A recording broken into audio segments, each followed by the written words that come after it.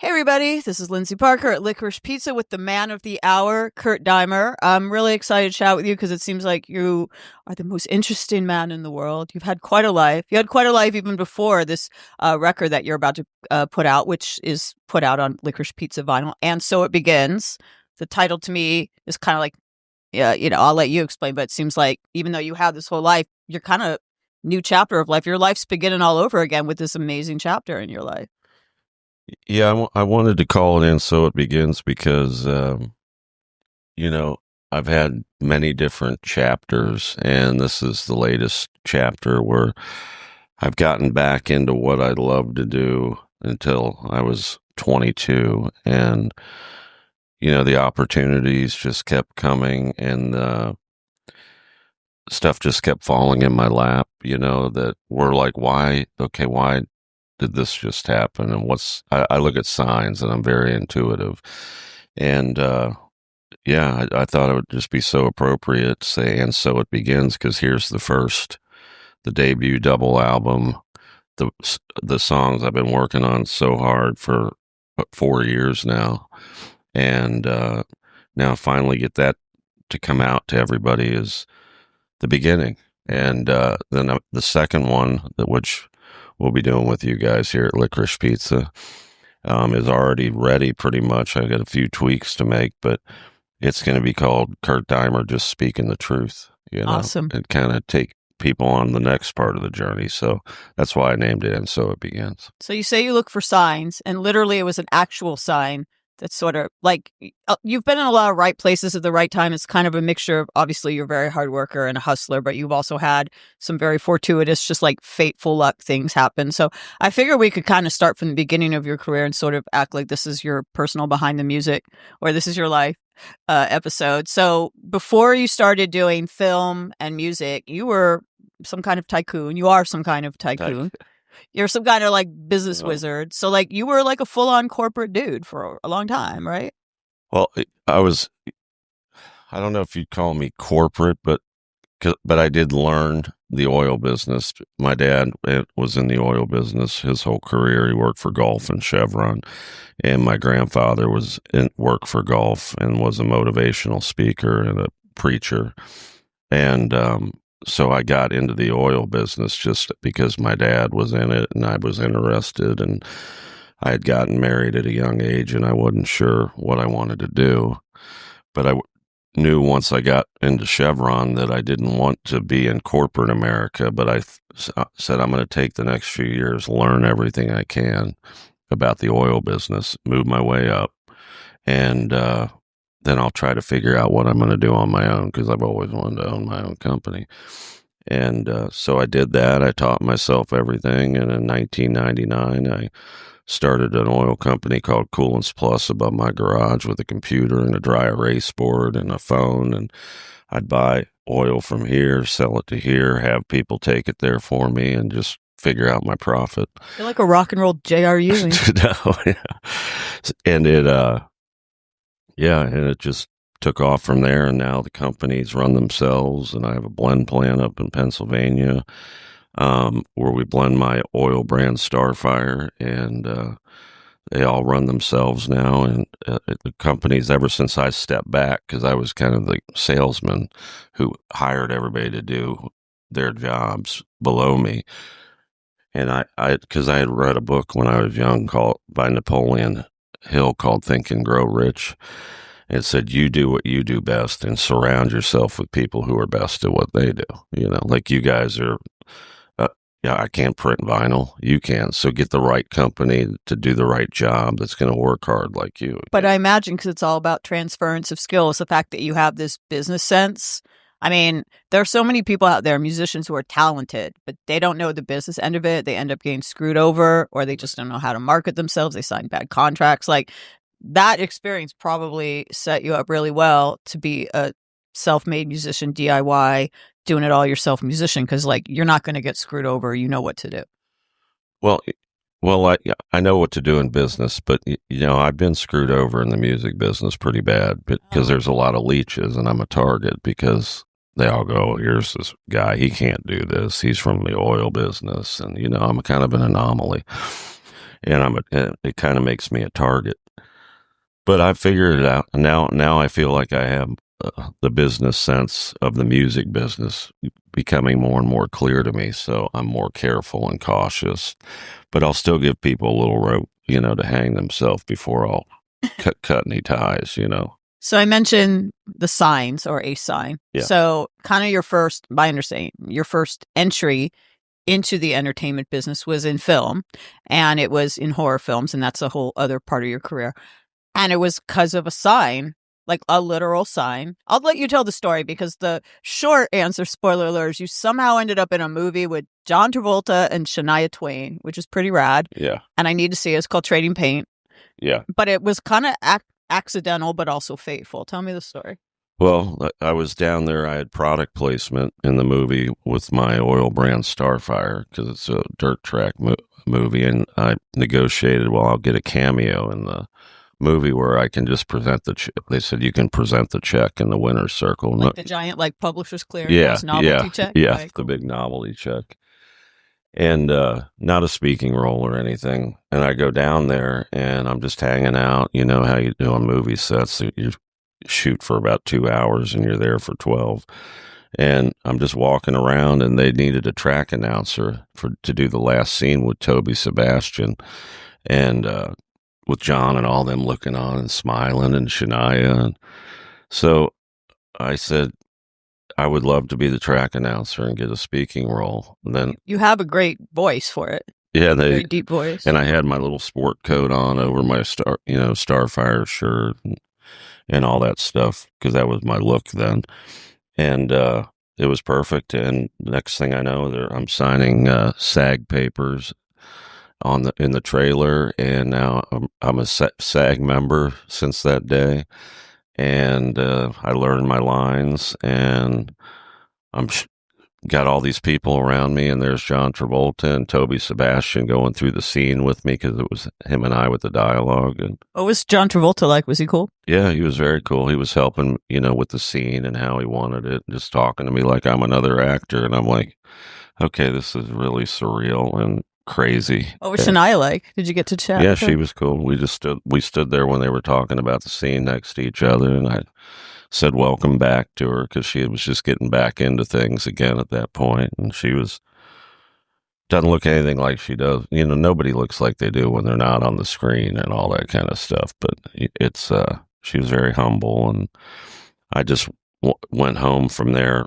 thinking in the back of the car, what just happened to me, And then 2 months later, I get the product placement in Halloween. They give me a speaking role, and I'm killed by Michael Myers. So, well, you got to tell me about that because that kind of opened, I believe, all sorts of doors for you. Yeah. In the horror movie world. Like now you're totally part of that circuit. You do the conventions. You got your own franchise going on, kind of like Rob Zombie, who I know you have connections to.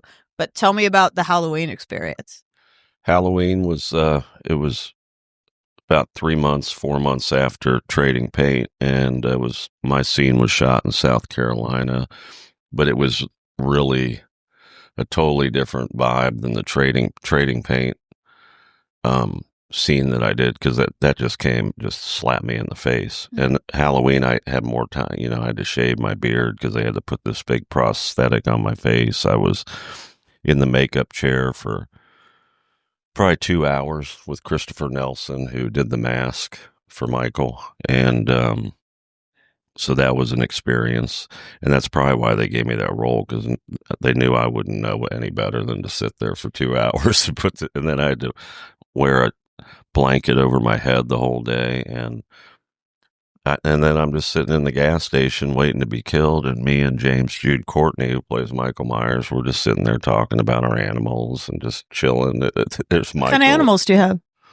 Oh, I have German Shepherds. I've got a fainting goat.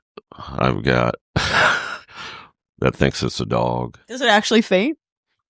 Do fainting goats faint? Yeah, is that why they're called? If they get startled, they'll tip over.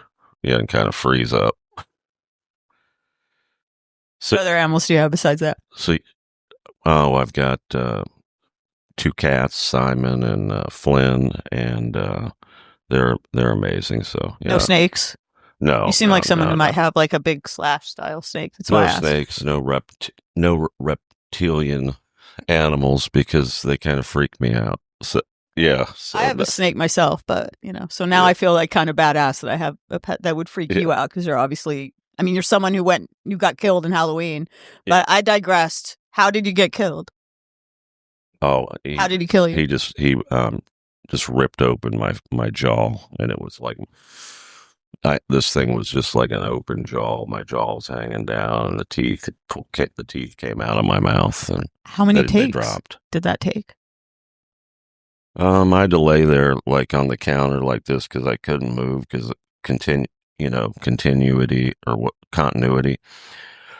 I mean, and I probably laid there like that for like 3, 4 hours, and they're taking photos for, promo and all that kind of stuff. So But the ripping open, they could only do once because of the prosthetics, right? If they messed up that take once, you'd no, have to go no, back in the chair. all you see me alive talking to the girl that was killed in the bathroom where he dropped the teeth. Okay.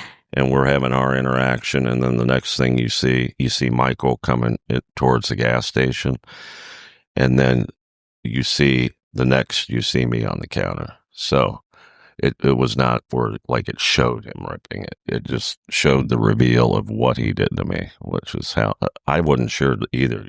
That was a good question because I wasn't sure if we were going to fight it out or what it was, but it was really cool to see how they did it. So. That's very cool. And so did that open the door to along obviously you have this rock and roll career, which we will talk about, but the movie you're wearing the Hellbilly Hollow, the movie shirt, that's your movie. And I Yes. believe that's going to be the start of kind of like a series, kind of like Halloween is. Yes. So that Halloween experience just kind of Well, during opened the that. Halloween experience, yeah, and after I knew I wanted to do my own franchise, and Kevin Wayne, who stars in Hellbilly Hollow with me, had this idea to do Hellbilly Hollow, so we started coming up with crazy kills and how I was going to be his brother, and I'm a nut job, and Kevin doesn't talk, and he's got the mask, and he's Tickles, and I'm Bull. And we just, it's the beginning of a lot of havoc that's going to come in future years, Is this movie out now? And it's done. It's being shopped right now. We're just waiting to find the right distribution. And what's the elevator pitch? Or like if I was looking it up on IMDb, like what would the synopsis of it say? It's It's kind of like the first Halloween where it introduces you to the town and the characters. So we're introducing you to Bull and Tickles, and it's actually filmed at a place called Hellbilly Hollow, which I own. I don't own it in real life, but I own, and it was kind of already naturally set up for us. And I would say the synopsis is you get to see how Bull's mind works, how Tickles just kind of does what his brother tells him to do, and we have our first kills of the franchise, and it introduces you to these two new horror characters and what they're capable of, and then at the end it leaves you. It's kind of that slow walk off shit, like the Devil's Rejects, and it just lets you know there's more to come. Do you do the soundtrack for it or the score for it? I did. There's probably 7 or 8 of my songs in the movie, so. Songs that are not songs that are on And So It Begins or the next No, records. some of them are. Oh, okay. So, but there'll be a soundtrack. It's myself and then my good friend Chris Schaefer. There's a couple songs from the Y Store. I don't know if you've ever heard of the Y Store.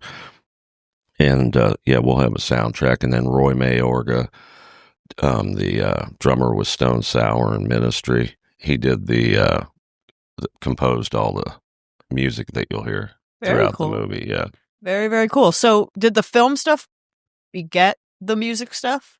When did the music stuff become your focus? Well, the film, yeah, after Halloween, I was starting to do more little film projects down in Alabama, where Kevin Wayne's from. And while I was down there working on some smaller films that never came out, also with Kevin Keefe, who's from Alabama, who was on the set of Trading Paint. He had wanted me to do some stuff with him and his director. And while I was down there, one of Kevin's friends, his name is Ben Trexel.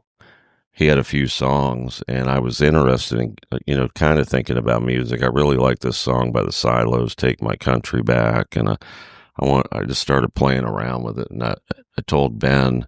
He played some demos that Kevin's friend Mike Denard had written the lyrics for. And Ben's voice, is just kind of a wedding singer voice, kind of, where you can just kind of sing anything and just nothing much to it. And I just said, I haven't sang in, 20 plus years. So, but I sing different and unique with my deep voice, and I just have my own vibe, and you either like it or you don't. And so we cut 3 tracks, and I was really digging it. And then I kept writing lyrics, and Ben I'd give him the harmony, or we'd come up with how we wanted it to be laid out. And he's really good at crafting the music around it. And that's how we just went from there and kept writing and writing, and made a demo. And I ended up in LA with it in 2020 to give it a chance. And I figured if wanted to make it, I needed to be tied in somehow to people in the industry. And when COVID hit, the person who was kind of overseeing me, that, was at the time, he had, was calling around, not producers, but mixers. And, Chris Lord Alge was one of them. And he said he'd love to, mix my demos. And Yeah. he took on the project. And then him and I went out to dinner, and we became best friends. And he kind of discovered me on the music side. So He's a legend. He's from a legendary production family. For people who maybe don't know his resume, yeah. I mean, I know he's done Green Day. I mean, he's done everyone. I mean, he's done, I think, Whitney Houston, people like that. But like, what has he worked on for? Yeah, he got everything, but he got 5 Grammys for American Idiot. Yeah. So that was big. And his brother is Tom Lord Alge, and he's got Grammys, and he works for like Blink 182 and people like that. So they're both very well known. And I mean, Chris has worked with everybody. Pretty big honor that he heard you, relative unknown or unknown at that time, and was like, yeah, I want in on this. That's pretty big. Well, I didn't think it would happen, that he would take me on. I mean, I had this demo, and even though you like it, doesn't mean, well, everybody's got their own opinions. And he just dug my vibe, and I really still couldn't sing then, but we figured out a way to present the music. And Ben wanted to do a cover of "Have a Cigar" by Pink Floyd, and I'm like, that song, how am I going to do that song? What? But Chris said, I'm going to show you how we're going to do it with your voice. And that's kind of what launched it all on the fast track. So, I mean, as they say on shows that you may not watch, but American Idol, The Voice, those kind of talent shows, you got to make a song your own. There's no point of doing a cover if it's just going to be a karaoke, if it's going to be exactly like the original. I mean, what's the point? So right. No, that's the only way I would do it and make it unique. And it, that brought me together with Phil X, because Phil was about to ask about that. Yeah. So doing "Have a Cigar" with Chris, Phil was one of his hired session guys, and Phil is from Bon Jovi. Yeah, he took Richie's spot in Bon Jovi. So here we are now. I'm working with Phil X, and then I didn't think he'd be in the music video, and then he's in the music video. And then him and I just start writing music together. And so all the music you'll hear on "And So It Begins" and the second album is Phil X and myself, or Ben Trexel and myself. And I'm just the lyrical guy. I write them at any time of the day when they come to my head. And then I was blessed to have these musicians that are so talented to help craft it into the songs and the visions that I had. So what inspires you when you're writing your lyrics? It seems like it's kind of like, lightning bolt moment type things, but what normally inspires you? Yeah, usually things that have happened to me in life, and then I try to share it with everybody, so maybe they'll avoid pitfalls, or make them maybe think outside the box and be kind to other people and use common sense, and just be a good person. I tell everybody on stage, I'm a man of the people. We all need to just get along and take care of each other. You only have one life, and then I'll write a song like "Naive," which is about me getting taken advantage of the first several years of more in the music business, and that can help other people in their life. Doesn't have to be music or movies to not be taken advantage of. So How were you taken advantage of? I don't know how much you want to talk about specifically. yeah, I don't want to name any names or do any of that, but it was just, you know, people charging me to help me get to where I am and then not doing the job, and or taking money from me on my giving them a card and then they're taking money from me, and just because I didn't know what was this I should be doing with this or this. And you get this picture like this is the norm, and then you realize, well, that's a little, I don't know, can I cuss? Go for it. It's rock and roll. Well, that's a little fucked up, and I figure it out. And what people forget is my head is a business head, and it has business principles in it, and uh, and I'm a very chill dude, so I just kind of take it all in, and then I end up having to move on from people, and me being the Mr. Nice guy, and then they get all pissed off at me, and it's just like whatever, and you just move on and you keep going. I mean, you obviously are very nice. You seem very nice, but you're also a very formidable presence. I mean, you don't look like someone to, I'm going to swear, you don't look like someone to fuck with, to be honest. I'm surprised that people would even try. Oh, they will. Believe me. I mean, not directly to my face sometimes, but they do it. They just don't know. It's hard to read me because everything's in my brain. My brain just never. It's like I got gerbils just fainting goats on the wheel. Yeah, just fucking going crazy in my head. But I don't know. It's not easy to do all the things I've done. It's very. I don't know if people can really comprehend it, because I can't even really comprehend it. But I just go and I just go and I just go, and I get beat up. They knock me down. I get back up and I just go. What else am I going to do? But you're managed by Andy Gould now? Is you still managed? No, Andy was my manager 20, 2021 till about 2023.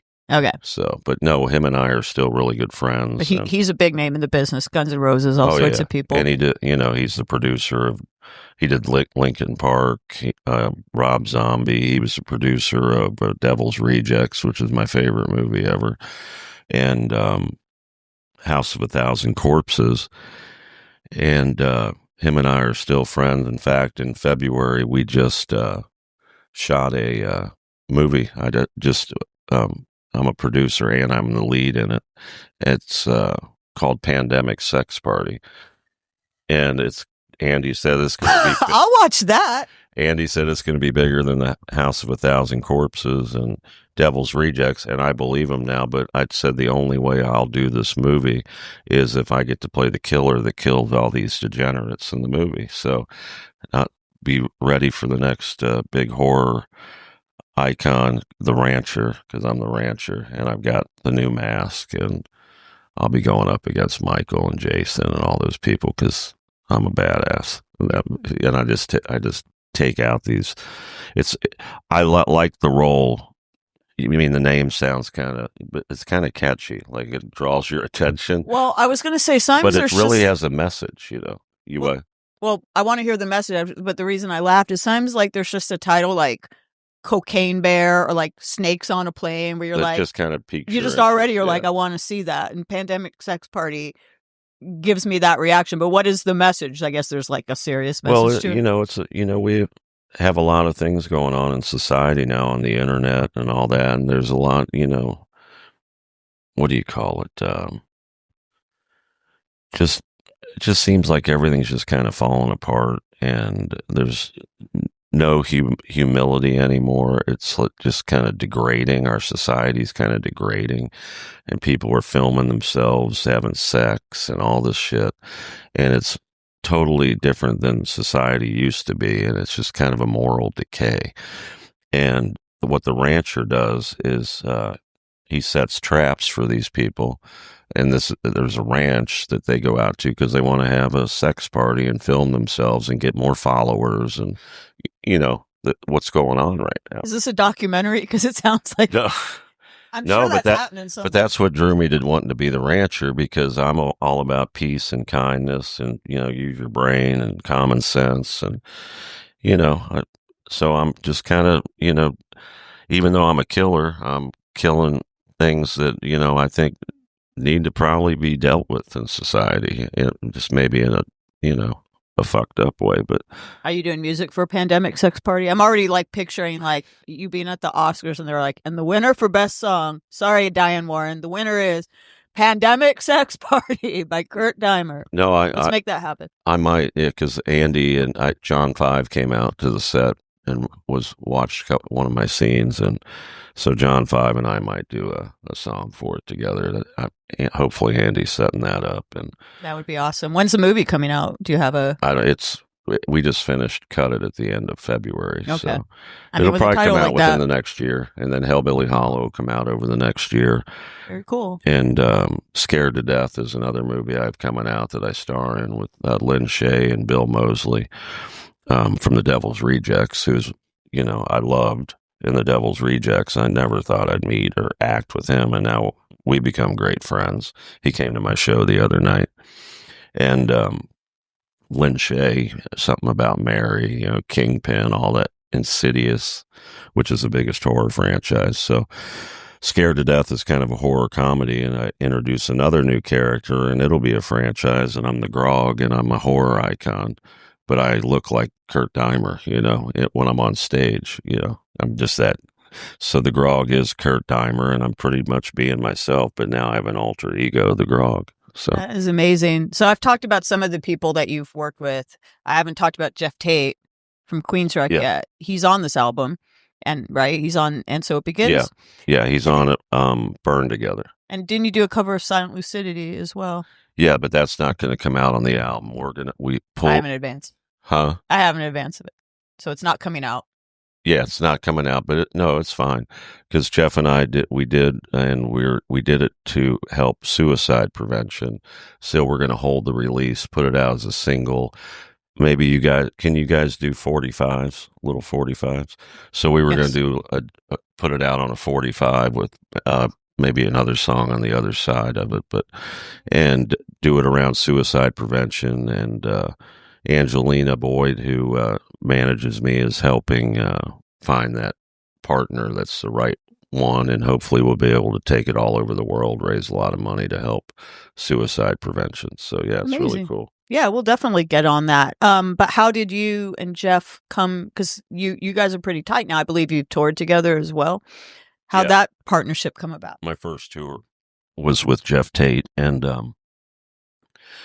we met because when I remember I was managed by Andy for a while, and Andy was co-managing me with Paul Gargano, who's from here and who's a good friend of the Tates.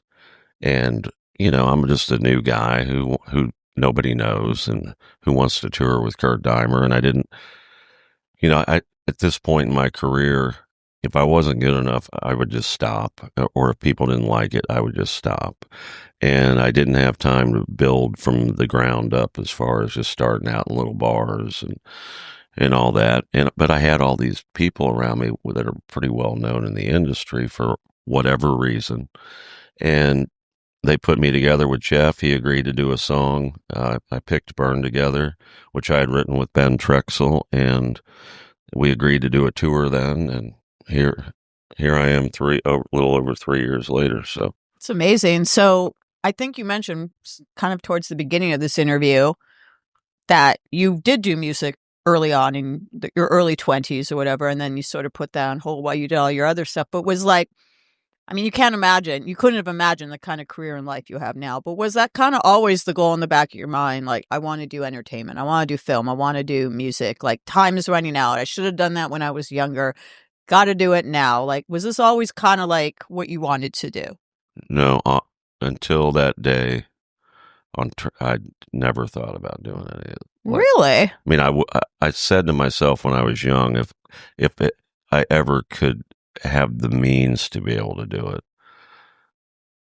but I didn't specifically ever think it would come to fruition, even though, because I knew I had suppressed it when I got married young and Suppressed? suppressed my creative, side as far as music. And I never knew was an actor. I didn't go to acting school or anything. And my sister was always the one who was the thespian. She was in madrigals. She could sing like an opera singer, and did Annie and all that kind of stuff. And I was just kind of and my dad was a singer in the church choir, and I was just kind of lost. I had major anxiety as a kid, and I was self-medicating, and I was a mess really until probably 30, 31 years old. I didn't fucking know who I was or if I'd even lived to be 30 in my 20s. So it's been a challenging life, but I figured it all out, overcame it, and here we are sitting on the couch at Licorice Pizza. Here we are, and so it begins. And so it begins. It is just a beginning for you. I guess I'll wrap it up by saying, it's a very inspirational story. That's never too late to start a new chapter, or it's never too late to take advantage of a very random door opening to new opportunities. Right. And I imagine there might be some people who'd be like, I don't mean this in any offensive way, 'cause I don't feel this way, but would be like, Kurt, what are you doing?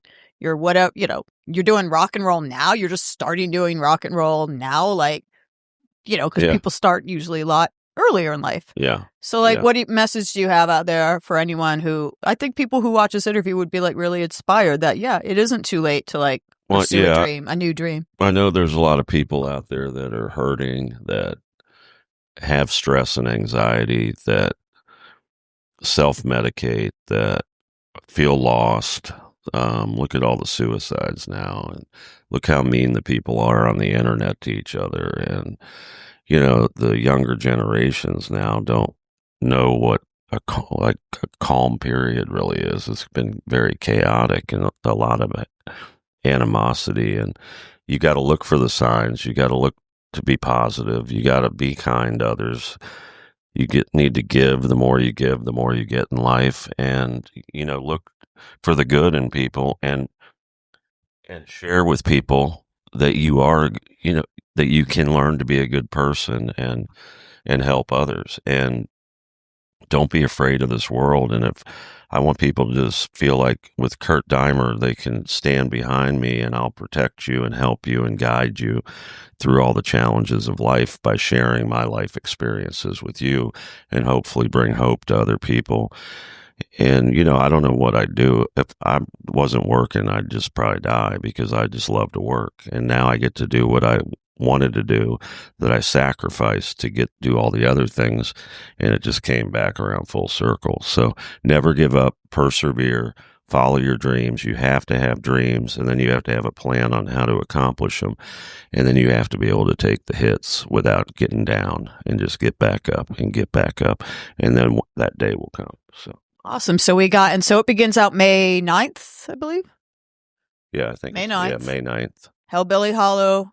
Hellbilly Hollow. Pandemic Sex Party coming to a theater near you soon. Well, over the next 10 months to 16 months, it'll be Hellbilly Hollow coming out, Scared to Death coming out, Pandemic Sex Party, where I play the rancher, and then I'm getting ready to shoot a film when I'm done touring. I'm touring with Steel Panther and Buck Cherry starting Friday. That's going to be a party. Yeah, we're going up through Canada. Time. We just played Canada with Sebastian Bach.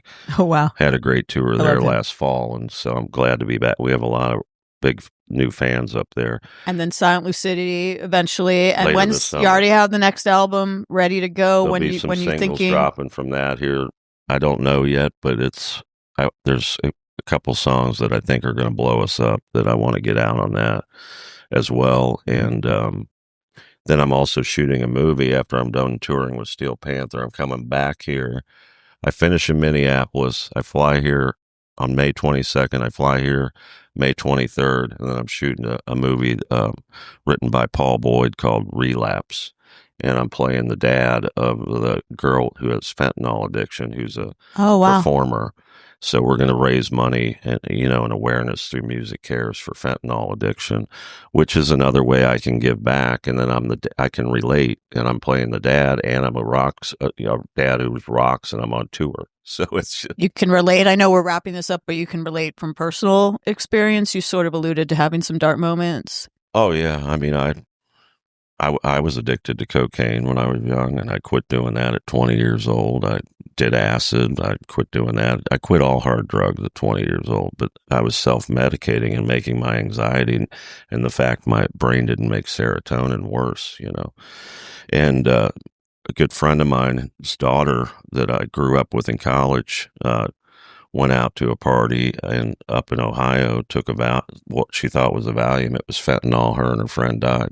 It's happening to everybody. It's sad. I don't know why we can't control that better or why we allow that to happen. I don't know if it's like this people want us all to just try to see who's survival of the fittest. Is it population control? I don't know. Who knows? It's definitely a dark and weird time, but I appreciate that Yeah. you're a voice of positivity So, during yeah. it. And I also appreciate that with your very busy schedule, you made the time for this interview here at Licorice Pizza. I know you're literally going to a video shoot right after this. Till midnight. So I won't keep you any longer. But first of all, congratulations on everything you have going on. You're a really interesting person. Well, thank you. And this has been a really inspiring conversation. And yes, May 9th. And so it begins. And so it begins.